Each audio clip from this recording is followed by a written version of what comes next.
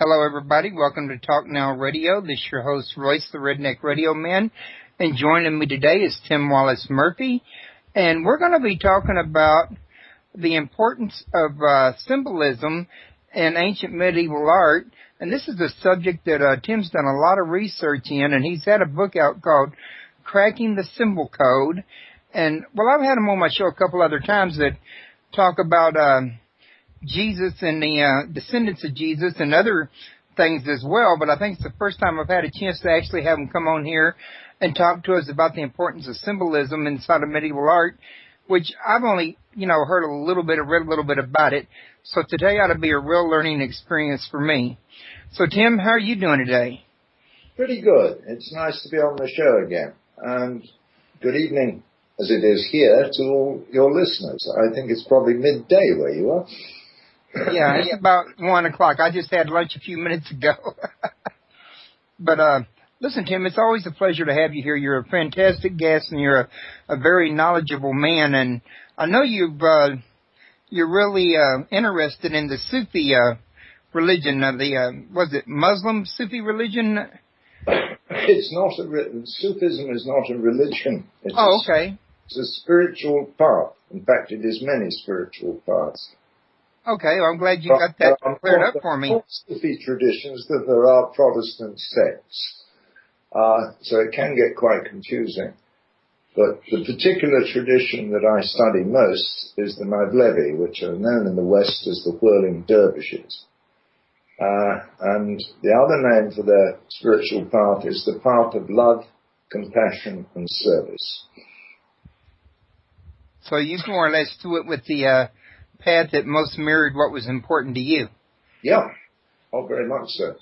All spiritual paths of whatever origin, doesn't matter what culture they come from, require the attainment of the same qualities: humility, service, and love of God. And they all lead to exactly the same place. Right. And when you practice one for any reasonable length of time, you stop believing in God because you know that God is there. And knowledge is certainty. It's an absolute. And the name of the game then is to subdue your ego and serve other people. Okay. Well, we're fixing to get to the cracking the symbol code, but you just said something I wanted to enhance on real quick before we do. And that's when you made mention of the fact about you stopped believing in God because you now know that He's there. I found that an interesting point for you to make because I was brought up under Pentecostal, Baptist, Catholicism, and all other sorts of religions. And the one thing that was recurring in all of them is they always want to know, do you believe in God? Not whether or not you know God. So I thought that was a very interesting point you just made. Well, there's a difference between spirituality and religion. And a colleague of mine asked a Jesuit priest a long time ago, what is the difference? And the priest responded with the following answer. He said, well, son, to explain that, I've got to tell you a little story. Spirituality is symbolized by a fresh spring water that arises naturally at the top of the mountain. And that water represents God's love for all of creation. And under God's wonderful gift of gravity, it trickles down the mountainside and sustains and strengthens and refreshes everything that it touches. Now, religion is something else again. That's the well-intentioned man-made plumbing, which usually makes the water go uphill where it shouldn't go, and will often as not whistle it past your ass without the benefit of a tap. Being man-made, it always pollutes the water. So if you've any doubts, my son, go back to the spring. And that's what people have been doing since the very beginning of time. And our very earliest symbolism, spiritual symbolism, are among the earliest archaeological artifacts known to mankind. They're the cave paintings at places like Lascaux, Altamira, or in the Ariège in France, one of which displays a man in shamanistic costume. Now, shamanism is the forerunner of religion. Colin Wilson described that in every culture, every tribe, there are a small group of people, maybe 3%, which he called the few. And these are the people who knew they had spiritual gifts and sought means to improve and enhance them. And these became the shamans of religion, shamans of tribal culture, when we were hunter-gatherers, and later on became the hereditary priests of emerging religions. And of course, shamanism is alive and well today, in Africa, in Asia, and of course, in North America. What most North American people fail to realize is they're sitting cheek by jowl with one of the richest series of spiritual traditions known to mankind. And it's a pity more of them don't study it amongst the Native American people. Yeah, that's true. I wanted to, though, go into more detail with you about your book you wrote here a while back. I never have got a chance to read it yet, but it is a very interesting, stunning book. Because I've read a little bit online about symbolism in ancient art, and your book about cracking the code in it. Can you tell us a little something about what this book is about and what it covers? It traces the history of spiritual symbolism from mankind's earliest origins right up to today. And it needs to be told here that the great 20th century mystic Rudolf Steiner claimed that symbolism can be interpreted in any one of up to 9 different levels, depending on the development of the person who's viewing it. Now, I can try and explain symbolism until I'm blue in the face, and that will help people to look a little deeper.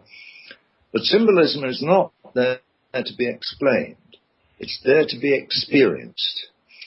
And the trick is, with modern technology, from the comfort of your own home, you can flash out pictures of symbolism from every spiritual culture in the world and every religious culture in the world. And the trick is to just put them on your screen and sit in front of them meditatively and see what happens, see what they do for you. Because they communicate at a level that is beyond speech and beyond explanation. Well, yeah, I know that I've read and heard tell that you can actually retain more or get more from symbolism than you can actual speech. Oh, yes, much more, infinitely more. And we have the symbolism of the ages at our fingertips if we need it. I mean, starting off with the shamans, early man founded Neolithic temples. Nobody's sure what rituals they held there or what they did there and why. But early on, they started to get spiritual answers to the problems that beset them. They were trying to survive in a very hostile world. And the first thing they learned was how to domesticate plants and animals. That led to the rise of civilization and cities. And with that came the development of religion. And each religion has its own teaching and its own mythology, which is expressed in symbolism.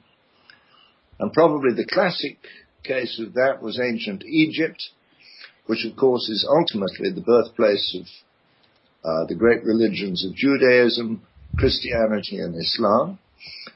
And Egyptian symbolism is a vast field. The Egyptians had a very different worldview to us, which they gained through spiritual insight from following their path. And the priests and pharaohs who were the main movers in this, yes, they had the privileges of rank and money and power, but the secrets they learned from their spiritual search were for the benefit of the entire country. And they achieved levels of brain surgery, for example, that we are only just beginning to replicate. They did wonders in architecture. They developed an understanding of astrology or astronomy, which is very closely akin to our own. So the spiritual path can be an immensely productive and rewarding process. But it's all to do with service. And serving the needs of other people is what it's all about. But at some point, there was some kind of a branch off between spiritualism and materialism, wasn't there? And one became religion and one remained spiritualism, in other words? Don't use the term spiritualism. Okay. Use spirituality. There's a very big difference.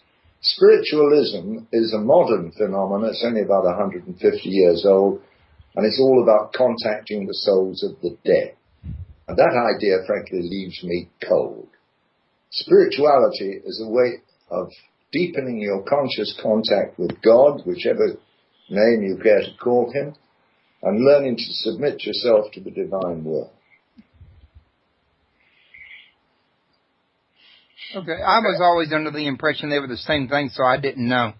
No, but very, very different. Very different.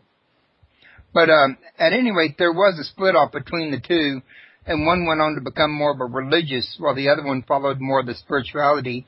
If I understood what I've read in the past, is that correct? That has become the case, but it was not always so. There was a very great teacher about 800 years ago, a wonderful man known as the Mevlana, otherwise known as Jalaluddin Rumi. And he said there is a pathway which is the foundation for all the great faiths, which pervades each one of them and rises above them all. And that is the pathway of love. And it's important to remember that. Because when you say, I'm a Catholic, or a Buddhist, or a Baptist, or a Mormon, or a Muslim, you're actually making a statement which separates you from the rest of mankind, the vast majority of mankind. But when you follow the spiritual pathway that is or should be at the heart of your religion, you're uniting yourself with the entire world. Because that pathway only leads to 2 or 3 objectives. Recognizing the universal brotherhood of all mankind under the fatherhood of God, love and compassion, and service to the needs of those less fortunate than yourself. Which you don't see a lot of that going on in the world today. And then what you do see going on in a lot of cases is just for show. It's just for show, or worse yet, religious differences can be exploited by people for political reasons and used to divide instead of unite. Which we've seen a lot of that happening through the early medieval ages, which brings us back to your book. Didn't it become necessary at some point for followers of spirituality to actually embed this message into the art in order to keep it alive? Yes, because the original Christian church, the Catholic Church, was more of a vehicle of political control than it was a carrier of spirituality. The spirituality is still there if you dig deep enough, but it was all about control. For example, when Jesus was walking this earth, the high priest in Jerusalem was his people's representative before God, praying for forgiveness for his people. Once Christianity became established as the dominant faith in Europe, the Pope became God's representative towards the people and tried to impose his will on everybody. Peasant and pauper, noble, king, emperor, they all had to submit to the Pope. And the Church did not allow any discussion or any practice of any other religion other than their own. If you disagreed with them, you were invited along to the next church barbecue, only you were on the menu. So you learned to keep your mouth shut. Now, the only people with any wealth who could fund artwork were, of course, the church. So the people of the hidden streams of spirituality learned to encode their messages in church art. And it's still there for us to this day. Now, I noticed that one of the things that they've been said that they embedded into church art that I've read about on the internet and I've seen pictures of was pictures of Mary Magdalene with Jesus with her belly being pregnant that was supposed to signify that she was with child and married to Jesus, but it was put in like a big stained glass window in one of the churches. I forget which one. Was that one of the things they were trying to, convey along the lines for future generations? Oh, yes. They were conveying several messages. First of all, the hidden streams of spirituality who claimed descent from the 24 high priests of Jerusalem, which included Jesus' family, they were pushing the message that Jesus did not come to redeem us from sin. That was an idea which was blasphemous to the Jews. He came to reveal a pathway of spirituality. He came to reveal, not to redeem. Secondly, he was a human being like everybody else, a particularly gifted one, probably the most supremely gifted spiritual teacher that's ever walked this earth. And it was the pathway that was important because we could follow it, if only we knew how. And the triggers as to how to find this pathway is encoded in church art, under the very noses of the people who were trying to suppress it. Only they didn't know what they were looking at. They didn't decipher it. Right. They couldn't decipher it.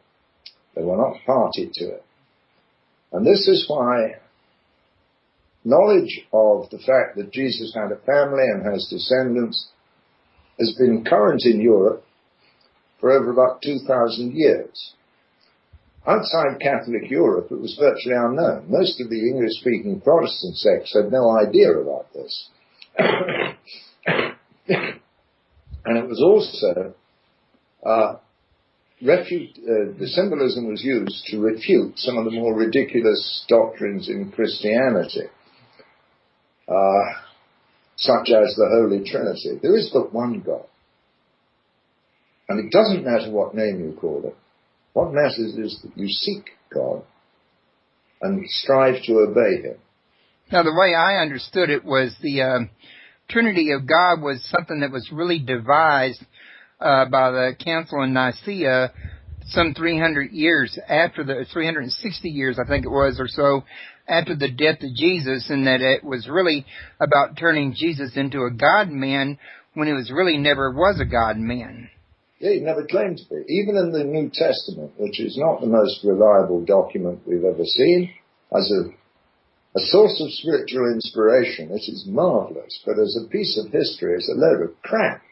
It was written by people who were not Jews, who didn't fully realize what it meant for Jesus as a Jew to be teaching other Jews, or what he was trying to achieve, and they had no knowledge of Jewish practice and beliefs.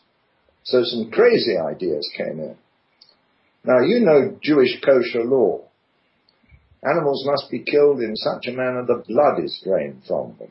Right. Right, okay. You can't touch blood.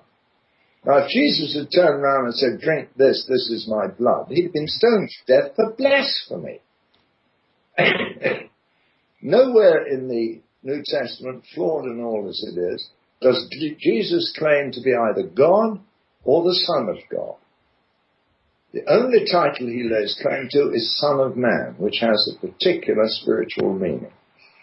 Yeah, I've heard something about to the people back in the days of Jesus, and actually further back than that, like during the days of Elijah and Elisha, it had a particular meaning, and that it not only applied to Jesus, but it also applied to Elijah and Elisha, I think it was, as well, but it designates a spiritual path or something, didn't it?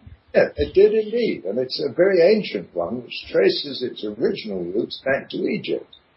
Came through Egypt into Judaism as it developed, and crept into Christianity, albeit below the surface in a hidden manner, and it's still very much alive today. Now, is it not the one that's still very much alive in the path that you're following and other paths like it?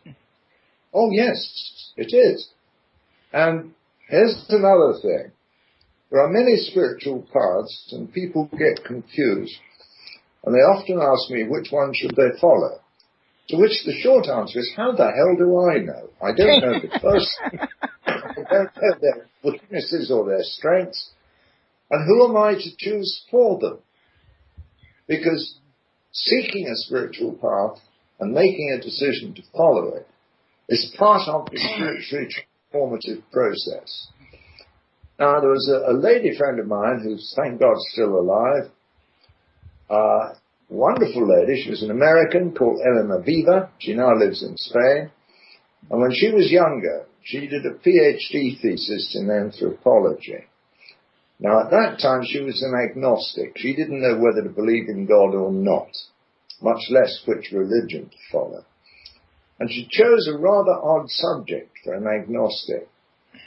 She did her thesis on behavioral change brought about by pilgrimage. And she walked the Camino Santiago, the pilgrimage trail across from France to Santiago de Compostela in Spain, several times, interviewing pilgrims as she went. And this became the basis of her thesis.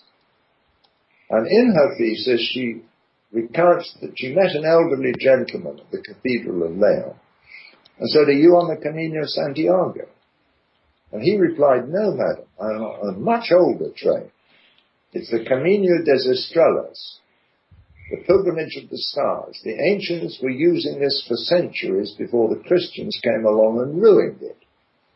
And she had a moment of insight.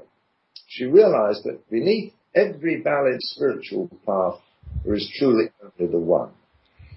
And it was many years later, when she became a Sufi, that the truly profound nature of what she'd written became apparent to her. Because in the Islamic tradition, the one is the indivisible, Almighty God himself. So it matters little to me if somebody follows the Kabbalah, which is from the Jewish tradition, one of the Sufi paths from Islam, or any of the Christian mystical paths, the Eightfold Path of Buddhism, or the traditions from the Hindu religion, because they're all going to lead to the same place. They're all going to require the development of the same abilities. You choose the one that is the most comfortable for you, and you follow it with patience and persistence, and you will gain sacred knowledge and insight which cannot be given to you by another human being. Now, this was the very thing for me when I read my Bible that stuck out. And I know the Bible's not a perfect document. I'm not saying it is, but I do believe it has some good information in it. And one of the things that Jesus was asking at one point was he asked his disciples, "Who do you say that I am?" And Peter was the one that figured out, "You are the Christ, the Son of the living God." Now, I'm not saying God was a God-man when I say this, but I am saying that there was an embedded message in this here particular passage, at least to me there was, wherein he congratulated Peter for realizing this. But what I'm talking about was Jesus was at that time, I think, talking about building his church on a spiritual basis of people who were in contact with God through their, own spirit, rather than the established church, in other words. I'm now going to upset all your Christian listeners. Jesus would never have said anything of the sort. Oh, really? Yes. Don't forget, the New Testament was written not merely between 40 and 100 years after his death. It was written after Jerusalem had been destroyed by the Romans, and the people who walked and talked with Jesus and knew what he was and who he was were scattered or dead. It was written by people who were not Jewish.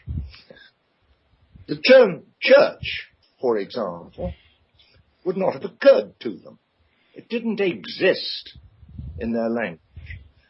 Secondly, he would never have claimed or congratulated anybody in calling him the Son of God. And Peter, as a devout Jew, would not have used that term. The New Testament, like the rest of the Bible, was written for political reasons at different times. for people whose viewpoint had changed very dramatically from the time of Jesus, and they had their own axe to grind. They were mainly followers of a man called St. Paul, who was a Roman agent, a relative of King Herod, and to check that out, just read his own epistles, and it was written for political reasons. Paul was the first one to put forward the idea that Jesus was God. He refers to him as his Savior.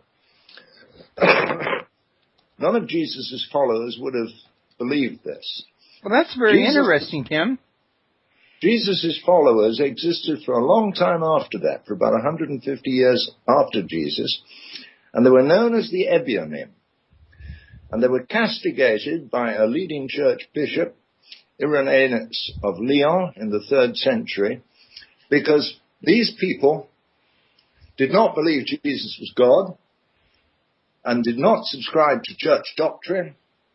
And in fact, Irenaeus made a rather contradictory statement. Now remember, Irenaeus was a Catholic bishop. He believed Jesus was God and all the rest of it. And yet he said, it's a pity that when Jesus was on earth, he led the wrong flock. Now think about it.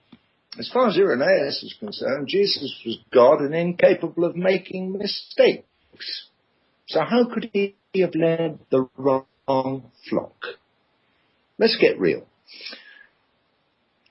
Jesus' teaching was embedded to a large extent in early Christian doctrine, but with a lot of overlay that originated in other religions and other cultures. To the Romans, the idea that a human being could be God was nothing strange. Most of their Caesars were spoken of as gods. Most of the Christian feasts that are celebrated today were stolen from other religions.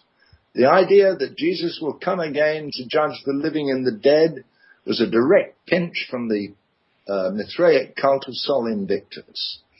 All of these things are not original. What is original is the central core, which Jesus was asked, what do I do to be saved? And we know the report on his answer is true because it's a direct quote from Jewish scripture of 600 years before his time. He said, honor the Lord thy God with all thy heart and all thy might, and love thy neighbor as thyself. Therein hangeth the law and the prophets. Pure biblical Judaism.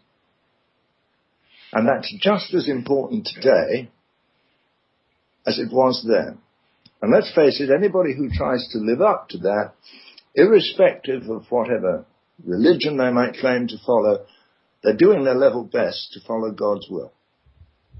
Well, that's what I'm glad about talking to you every so often here on my show, because you got so much knowledge that I don't have. And like I said a few minutes ago, I knew the Bible wasn't exactly a perfect creation there, and I had doubts about the story of the Virgin Mary, for example, just to list one. But I had always thought that that was an accurate passage until now. So you've definitely given me something for food for thought, and I, really had the pleasure to have you here to do that. The name of the game, I'm not here to educate. I'm not here to inform. I'm certainly not here to convert people from one humanly flawed belief system to another. My job is to act as a spiritual provocateur, to make people think about things they've taken for granted and say, is this accurate? Can I learn from it? And actually, can I learn from it is sometimes far more important than its historical accuracy. Because anything that teaches people to behave in a better manner towards their fellow man and towards the planet we live on is divinely inspired. Well, I could be wrong, but I personally think anything that provokes a man into thinking about something has the same end result. Not necessarily. The results you can't predict. The results you can't predict. Many people listen to me or read my books and they go off and do their own research and they come to totally different conclusions. And that's fine. God gave us free will. And the important thing is that we're prepared to search and question. and ultimately submit to God's will. The name for their spiritual path is the path of love, compassion, and service. So you more or less do it with the path that most mirrored what was important to you. Yeah, oh, very much so. All spiritual paths of whatever origin, doesn't matter what culture they come from, require the attainment of the same qualities: humility, service, and love of God. And they all lead to exactly the same place. You're really interested in the Sufi religion, was it Muslim Sufi religion? It's not Sufism is not a religion. Okay. It's a spiritual path. In fact, it is many spiritual paths. Okay, well, I'm glad you got that cleared up for me. There are Sufi traditions that there are Protestant sects, so it can get quite confusing.